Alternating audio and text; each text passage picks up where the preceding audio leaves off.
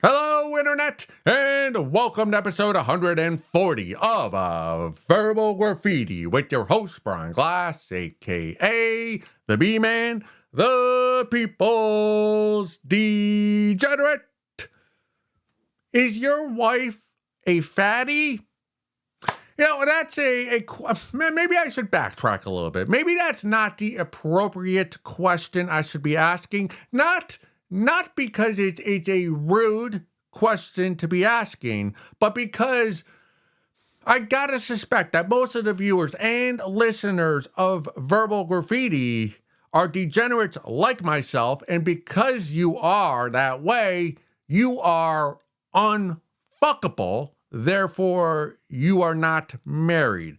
But on off chance that you are married and you are listening or watching this on YouTube, has your wife morphed into a fatty? And I bring this up, I am not married. I'm not unfuckable, but I am certainly unmarriable. I've noticed, I've been pondering it the last week or two, this subject matter that or this observation that I have, where a lot of my friends, like pre-marriage, and I'm one of those people who don't think that like boys and girls could be friends, so all my friends are guys. They all had like pretty attractive girlfriends. I will look these babes up on Facebook or Instagram or see them in person. And to my friends, I would go a tip of my penis, metaphorically speaking, as a way of just a, hey, just a nod of approval. Like, good for you. You pulled a hot, attractive babe. Good for you. It's not easy to do, as I can attest, to pull a hot babe. But I've also noticed recently, most of my friends are married, and most of my friends have families now, with children and growing families.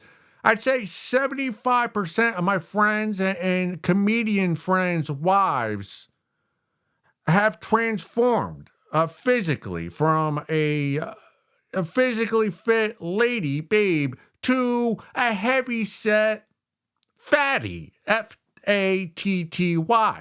Nothing wrong with becoming a fatty. I love fatties. I fuck fatties. I fucked more fatties than I'd care to admit. Mr. Perfect, my penis, as you all know, he's a soldier. He is a soldier.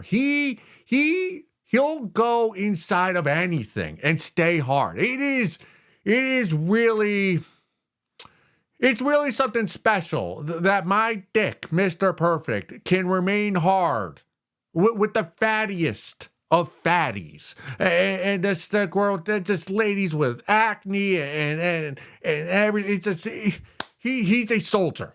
He's a day one soldier. You want him on the front lines. You want him trench warfare. You want him infantry, because he'll go to war. He'll go to lovemaking with anybody. And they say love is war. So what's that? Everything is fair in love and war. Why are we talking about Mr. Perfect? That is not the topic. I'm just saying, there was one time when I was at UConn spring break, I had intercourse consensually with this babe who was a heavier set lady. You might even describe her as a fatty. And before we had sex, she ordered, at the time, Domino's Pizza had a deal. You could order 3 medium pizzas for $5. They called it the 555 deal. And she ordered that before we engaged in lovemaking, and afterwards, like the fool I am, I went back to my dorm the next morning and told my friends this entire story,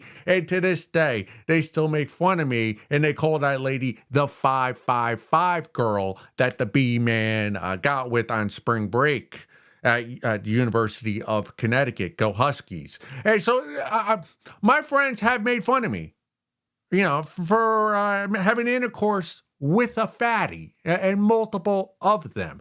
But the thing is now, their wives are fatties. See, I fucked fatties, but my friends are now married to fatties. 75% of my friends. That's my estimate. And I want to bring this up to my friends, but I don't know how to go about doing so without my friends being furious with me and excommunicating me from the friendships or any future communication with them, because it's a very sensitive topic. And we know it from the ladies, the babe side. Like, you never want to talk about a babe's weight. It's a very sensitive topic. But from guy to guy, like, how do I tell of my friend of mine and comedians I know, hey, your wife, she's gained a lot of weight since having your babies. Like you've had 2 or 3 babies. You married her. She was hot. I was giving you a tip on my penis for her being hot. But now she's not hot. Like she's a mom, and she's not, I won't say obese, but certainly a fatty. And I do not know how to bring up this sensitive topic without ruffling the rolls of fat on my friend's wife's fatty. Now, not all of my friends have been married.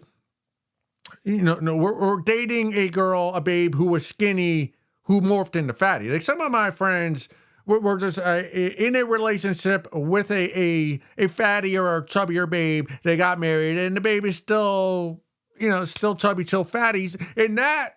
Kumbaya, great. Like that's what you're attracted to. You got married. Your babe is still kind of the same person. But with the people I'm talking about, and this is not just my friends, but this is everybody. Like, you married a babe. She was attractive. And then post-marriage, right after you vowed your life to her, you got down on one knee. You bought the ring. You did the stupid honeymoon and the marriage and all that. You moved in together. You're on the same mortgage. And she thanked you by gaining copious amounts of weight. And as a husband, what do you do in that instance? Because if you leave her, if you tell your wife, hey, I'm not attracted to you anymore. I married you at $135, and now you're 210. You're a different person. I want out. Everyone's going to scold you. Everyone's going to scold you. Oftentimes, I think, what would the B-man do if I married a babe and then she gained a lot of weight afterwards? Like sometimes with some babes, you can kind of look at their body pre-marriage, or maybe not pre-marriage, but like pre-30, age 30. And you can, if she's curvy, because I like curvy, busty Latinas and Asian women. The problem with those bodies is they're super hot, when you're in your prime, up to age 28, but then it just turns into fat. Right? It just turns into the purple lady in Willy Wonka's chocolate factory. And it's like, well, now you're not attractive anymore. You're morphed into fat, and that's likely the lady I'm going to end up with. So, but I think I'd probably stay with her. Yeah, because I'm a lover. I'm a romantic. And actually, the giggle is what I love more than anything else. If you have a sexy, or a giggle that I find sexy, more so than your body. Although I would never end up with a flat-chested baby. If you look like a little boy, I'd rather you be a fatty than a flat-chested Chinese exchange student. But to my friends and people I know, and your friends and people you know, it's a precarious position to be in. Now, maybe your wife, she'll lose the weight again after the childbirth, but most likely, once you get fat, that is your natural state. You may lose weight, but you're going to go back to being fat at some point, and probably sooner than later. But man, like, how do I approach this topic with the people I know? Like, I want to have a conversation about it. Like, I want to know, like, what are their true feelings about it. But again, like, if I'm the one who brings it up first, that's choppy water. Like, I might drown. I might end up with a black eye, and I paid a lot for these teeth, so I don't want to get into a fist fight. But there's so many like different parties when this happens. You have the husband who he's furious. I wouldn't say furious, but he's crestfallen. Like, he had a hot babe, and now she's not hot. She's a fatty. And yeah, you love your kids, but you also love to fuck too. And like, if you married your babe, right, and she was a legit babe, and then she gained a lot of weight and became a fatty. When she's a fatty, when you're making love, like, would your wife allow you to put up a photo of when the wife was attractive when you're making love so that you don't have difficulty remaining hard? You might struggle to find a babe that would let you do that. Or do you just have to have an image in your head of your wife, a pre-wife-dom with you? And it's a sensitive topic, but it's got like 75% of people who are married are going through this. And it can be both ways. Like if I'm sure there are plenty of wives who, like, their girlfriends are thinking about, wow, your husband, like he let loose and he's got a beer belly and he doesn't wax his chest anymore. And he's grotesque. Like how can you get wet for that guy? And it's I there's one party when the wife gets fat post-marriage, post-childbirth, that is secretly giddy. Maybe not secretly, but silently giddy is the more appropriate way to put it, is the fat girlfriend. Her, like every friend group, like every group of hot babes, they have a fatty in the group. And the fatty doesn't get any of the guys, doesn't get any of the chads. Maybe she ends up getting married, but not to a chad. She gets the crumbs. She gets the crumbs. You go out, the hot babes get the first choice, and then the fucking fatty of the group, she's getting the empty Dorito bag on the floor with rain inside of it. She has to silently be so happy and is so giddy that her hot friend, who was hot her entire life, is now her. She is now a fatty just like she is. And now it's like, oh, bitch, like, now you know what it's like to be on the other side. And now you know what it's like to be me. To be an unattractive. To be the one that the guys don't give any attention. So the fatty girlfriend of the wife that went from skinny, attractive, and morphed into a fatty, the fatty girlfriend of her is secretly like, finally, we're on an even playing field. So she's the only one happy about the married babe who was attractive, and now she's transformed into a fatty post motherhood. So, and there's also, actually, now that I think about it, there's also got to be another group that are secretly happy. It's the wife who gave birth, right? It had a child, 2 or 3 or however many children, but kept her weight low. Like she's got to look at herself and be secretly, or maybe even outwardly, she's just happy that she was able to maintain her weight and not let herself go like all of her friends who gave children and who are now fatties. So you're like, oh, like she'll never go to her friends like, oh, you all transformed into fatties, but I had children just like you did, and I'm still skinny, and now I'm a MILF. You're not a MILF, I'm a MILF, and that makes me even hotter than when we didn't have children, because now you're all fatties and I'm still hot. And she'll never say it, but she go, I won, right? We were all hot, you're all not hot, but I'm still hot and I've had children. So like she is the winner of all of them. And then her husband, like I'm sure in private, her husband, the wife who did not gain the weight, her and her husband laugh in private in their master bedroom. They'll laugh and tease and talk shit behind their friend's back spouses who have gained weight and are now not unfuckable, but would have problems fucking if they were outside of a marriage, and probably aren't fucking in their marriage either. But this is a topic I now that I've spent 15 minutes on, and maybe I've lost all my friendships now, but it is it's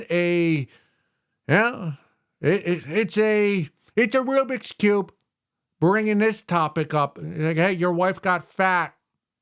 What do you think about it, and what are you going to do? That's a Rubik's Cube type conversation. Let's keep it moving. And if you do have comments on what you think about that, let me know down in the comments. I'm probably going to get struck by lightning and die after talking about that. Karma is a bitch, as some would say. Moving forward and onward, this topic comes from the subreddit Co-Worker Stories. This guy I work with, born in 1986, and I am a 1998, and let's call him Brian with a Y, so that you know he's gay. When I first met him, he was sweet and called me a beautiful bombshell, and I called him handsome. He is. Anyway, as we got to know each other, he said women should not use fake eyelashes, fake nails, belly rings, crop tops, and bikinis. I said to him, it's my body. His response, quote, my dear, you have no idea how the world works. Men still rule the world, and men don't like it when women dress provocatively. Those types of women are low class. They need to respect themselves. You are a little petite lady. You look like a little girl and act like one, unquote. I thought WTF, that stands for what the fuck. I talked about his comments with the other employees and the boss. They said I should just ignore him and not listen to him, and I haven't talked to him much since those comments. Well, where do you work? Like that's the first question I have. Like, are you an extra on the set of Mad Men when that was being produced? Because there's almost nowhere in the United States where you could talk like that to a babe employee and not get reprimanded and probably be fired. Honestly, wherever you're working, like I want to apply there. Let me know. Hey, if I'm being paid less than I am now, I'll give up my benefits to work at a place where I can talk like that to you or to any of the hot bombshell skinny little girls in your office. I would love to work at a place like that. Where I work now, like I can't even get an erection on a Zoom call without HR being on my ass within 30 minutes of that call being over. So to work at a place where you can tell a little hottie, like, hey, quit with the eyelashes, stop being such a hussy, act like a real woman. Some people are just lucky when it comes to work. Well, first of all, second of all, I guess you're gonna fuck. You might as well just get it over with. Like you and this handsome guy, as you call him, you are gonna fuck. And it's probably gonna happen before this year's Christmas party. You're probably gonna have him bend you over in the closet, behind the cubicle, in the manager's office, in the parking lot. Like you two are going to fuck. He called you a bombshell. You called him handsome. He's outspoken. He's attractive. He's rude. He's everything that your mommy told you not to fall for. And that's why he makes your pussy tingle. He gives you the tingle between the legs. You know it's inappropriate, but he does. So you two are going to fuck. You might as well get it over with sooner rather than later. There's two parties to this, right? Let's talk about the guy, the Chad. Although I love what he said as a misogynist, I do love what he said. He is inappropriate and he is totally out of line. us here at Verbal Graffiti can admit that. You cannot, to that guy, I wish he was here because I tell him, hey, buddy, Chad, shut the fuck up. You're ruining it for all of us. Like, keep your mouth shut. Don't tell this babe, this skinny, hot bombshell in your office, that she shouldn't be wearing a thong bikini and like a lot of makeup and fake eyelashes and extensions and tattoos of like the devil's horns and her cleavage, between her boobs. You don't just shut the fuck up. Because I'm an ogler. I like looking at those trashy women, those babes that dress like that. Like the babe who walks around in a mini dress with her labia hanging below the bottom of the dress, and she's got the extensions, and you can smell her cheap perfume emanating as she walks down the hallway. Like, I love to ogle at her. So for you, the guy, the Chad, to tell her not to dress like that and perhaps change her mind on how she should dress, you're ruining it for me, the ogler, the perverts, and all of us. So shut the fuck up. And babes that dress this way, like in a mini dress with the gaudy jewelry and the cheap, the faded tattoos and an inner thigh tattoo that's like the size of a small watermelon, and just terrible ink, trashy makeup, a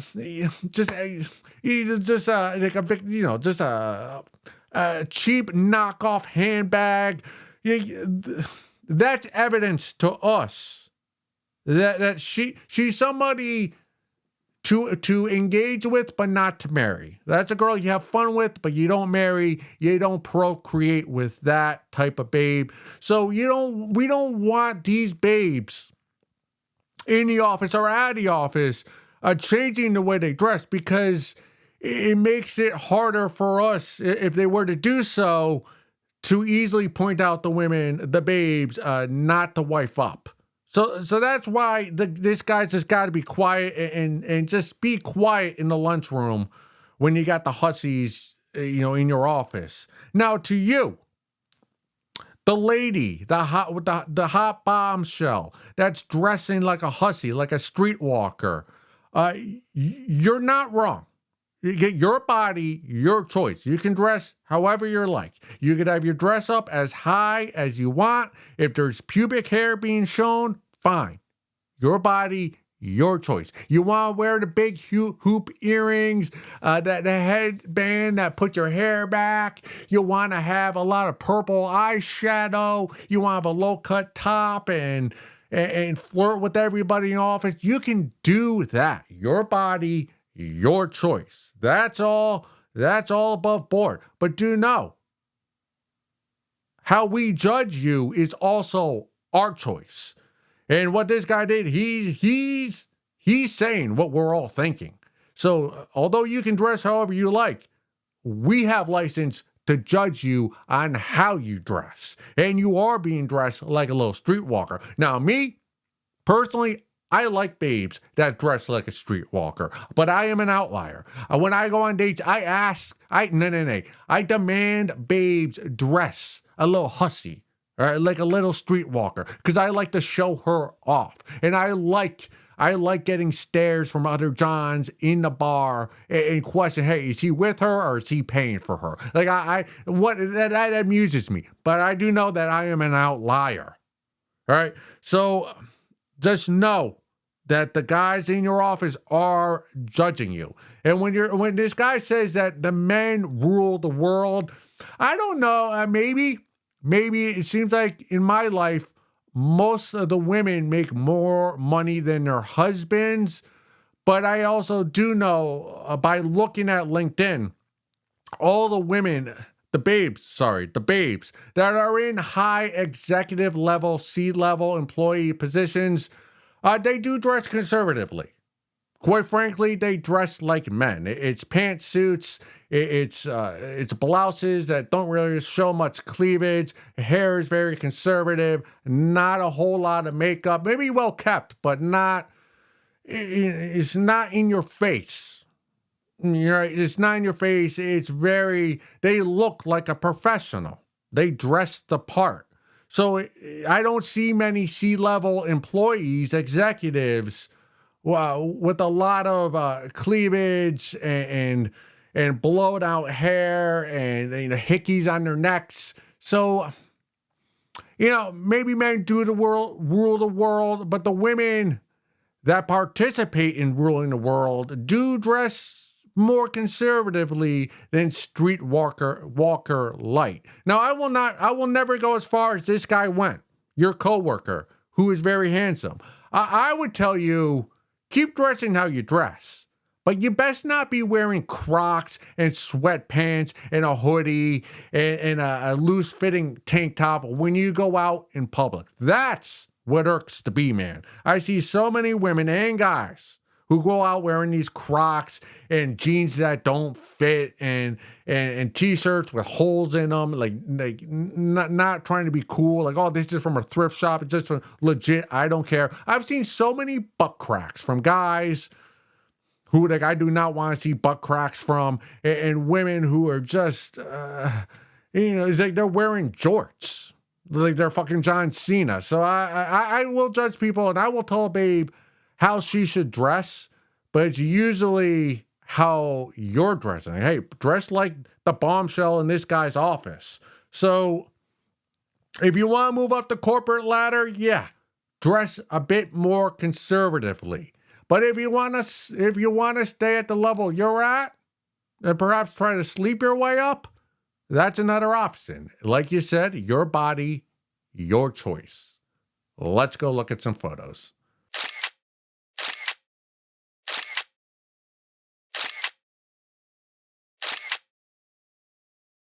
Bill Burr has a brute of a wife, and it does pain me to say that because I idolized Bill Burr growing up in the early 2000s, before he was really a household name, before he became the best comic in the world. And a lot of comics today will tell you that Bill Burr is the best working comedian. Although I love his comedy, I believe his earlier works were his peak comedy, because back then, before he was married to this brute, who I know nothing about, all right, we'll get to the brute, but his comedy, I'm talking early 2000s, Iraq War, when he was on Tough Crowd with Colin Quinn. He possessed, Bill Burr, an angst, an anger towards himself, the world, his standing within society, and it came through with this comedy, and it spoke to me. He had so many bits about being in his 30s and sleeping on futons and hating women. And it was just so pure and hard hitting. And I think I would tell everybody about him, and hardly anybody knew. So whenever I would say, do you know who Bill Burr is? And they say, yeah, I know Bill Burr, love him, from Massachusetts. He was like, ooh, let's talk. And I had such fun conversations with other people who knew about Bill Burr and his type of comedy. And this was years before I even stepped on stage for the first time and bombed in front of bumfuck Connecticut. So it was just, it filled my heart with joy whenever I would see a Bill Burr on TV or an album of his, listening to one, or I said his name and somebody recognized it. And so you got to understand, I think, the level of esteem I hold Bill Burr on. And that's why it breaks my heart that his wife's a brute. And I know nothing about his wife other than what she looks like in her name. I think it's Nia or it's Naya, but she's not a looker. She's not a looker. I'm not going to go as far to say she's a cheese doodle, that she's an ugly. But she's certainly, she's not somebody you'd wink it off to on a nefarious website or app. She's certainly not someone you'd brag about to your friends.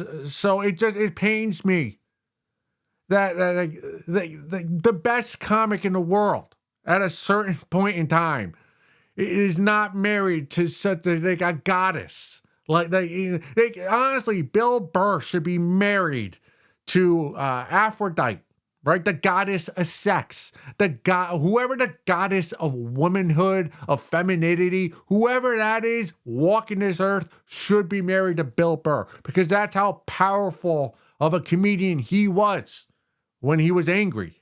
Before he got happy and married to this brute and had a child and had a house and success in Hollywood and post Opie and Anthony, when he was just sharing a fucking railroad apartment with his other comic friends in New York City. When he was doing Carolines. Oh, I'm really going back with comedy now. It's warming my heart thinking about those times and just how I idolized those comics from Tough Crowd with Colin Quinn, the fucking all those guys, Patrice O'Neill. But he's married to how can you be that talented, that has such presence to you, to slay, just go nuclear in front of crowds all across the country, all across the world. And then you end up marrying a brute. B-R-U-T-E. A baby you wouldn't even want in your local commercial for your car dealership. Just, and yeah, it does perturb me that she's a brute. And that one of my favorite comics is married to a brute. It's so... I don't really love Jeff Bezos, but his wife is, that's what you do. You form, or you make Amazon, you become a multi-billionaire, then you drop your wife and you marry a younger, hot Latina. Now, what's that babe's name? Lauren Sanchez? Now, she looks like an alien now because she's had so much plastic surgery, but I love her fake boobies, but the pre all the injections in her face, Lauren Sanchez was a hottie. She was a babe. She was somebody who should be with a guy of status like Jeff Bezos. That's the type of lady that should be with Bill Burr. I don't know what happened. I don't know Bill personally. I would love to meet him, but now if I meet him, he's probably going to be irate with me, and that's not going to be a fun meeting. Like they say, never meet your heroes. And I will admit, Bill Burr, early 2000s, pre-Opie and Anthony, that was a hero of mine. Also, I've been thinking about, I do want to buy more baseball cards. This is I'm not sure if it's coming through in the camera, but this is Bernie Williams. I've been getting that itch to go on eBay and get into an auction and get the butterflies. Am I going to win, lose, and you win, and you get that email, and you wait for it to come in the mail, the postal service. I'm getting the itch. I'm in heat for it. I want to do a little bit of that again. I don't have as much funds as I used to, so yeah, I got bob and weave and hustle my way to get some of these cards. But anyway, with all that out of the way, let's keep it moving. Episode 140, Verbal Graffiti. This comes from the subreddit Applying to College. Have any of you? My ex-best friend cheated on her SAT and now she's going to Harvard. I don't even know how to explain what this is about because the title says everything, but somebody already reported her to her high school and they didn't do anything about it. But I just feel like there's so many people more deserving, and I'm not going to be jealous because I'm going to Yale, so I don't give a fuck. But she got a 1600. That's a perfect score. Not sure if I could report her to Harvard or to high school because that would seem too petty. She also lied about having a disability so she would get extra time on the SAT, which she used to get a room alone. She also cheated on all of her tests from freshman year to now. 3 emojis. Plus, she's a social climber that's obsessed with people's wealth. So Harvard class of 2029, be careful. I don't believe you. No, the B-man, I don't believe you when you say you don't care that she's going to Harvard, you're going to Yale. See, you didn't lie to us about your feelings, but you also didn't tell us the truth. All right, all I know, and I'm not an Ivy Leaguer. I am not. I went University of Connecticut, Southern State Connecticut University, a public high school, public school throughout. That's why I have a terrible vocabulary, or not a well-versed vocabulary. All I know about all you and the Ivies, especially Yale and Harvard, is that people who go to Yale all applied to Harvard. So don't tell me. Don't come at the B-man and tell me you don't give a fuck that she's going to Harvard, because that's all you care about. You wish you were going to Harvard. Don't lie to us. Do not lie to us, right? You were waitlisted by Harvard. You applied to Harvard. You either got rejected or you're waitlisted. And that's why you wrote this post, because you're going to be stuck.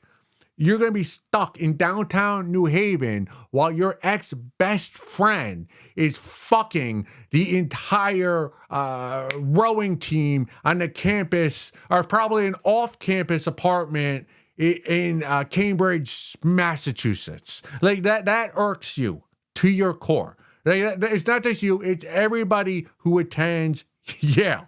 Like that's it. Everyone who's at Yale is a Harvard reject. And it's not, the reverse is not true. Like everybody who got rejected by Harvard, you get into both schools, Harvard, Yale, you get accepted, you go to Harvard. You all go to Harvard. But if you get into Harvard, you don't get into Harvard, but you get into Yale, you go to Yale. That's just the way the cookies crumble. You are going to be walking around downtown New Haven come September. That's just the way it is. Harvard's always going to be number one, and it probably always will be. And Harvard, while it used to be number two, is trending downward, right? It's not even number two. At this point in the rankings, I think is Yale even in the top 10 schools? I think UC Berkeley, Stanford, some of the Big Ten schools are rated higher academically than Yale is. So, I mean, you're going to a crumbling institution. While it still has status, and I congratulate you for being an Ivy Leaguer, you ain't Harvard. And you're upset about it. And what upsets you even more is that your ex-best friend is going there. And what you need to learn... Now, what should you do about this? We have a no tattletale policy here at Verbal Graffiti that's well established. So you cannot, although I would love you to go scorched earth, you cannot go scorched earth, A, because you don't want to get the reputation of being a tattletale, a rat. It's a losing battle. You are going to lose this battle if you were to try to bring about her cheating to the administration of your school or the boards at Harvard. And let me tell you why. It's because your high school, they probably know this bitch cheated.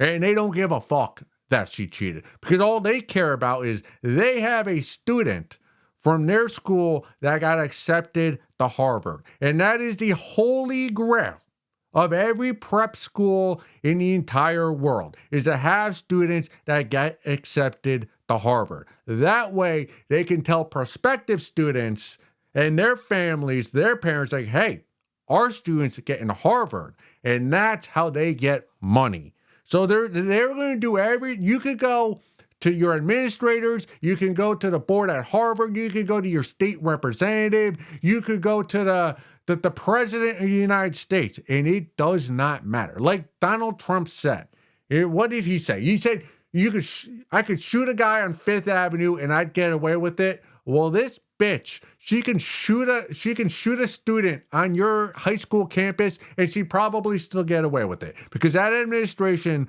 will do anything within their power of your high school to make sure she still goes to Harvard. All right. They don't care that she cheated. Everybody knows she's cheated these 4 years. Everybody knows that 1600 is shady. Everybody in that school knows she doesn't have a disability. Didn't need her own room. But what they do know is she got accepted to Harvard. And 10 years from now, nobody's going to remember anything she did other than she's going to Harvard. And that school, high school you're in, they're going to take that to the bank. So anybody that you go to and try to pull her down, it ain't gonna work because people are going.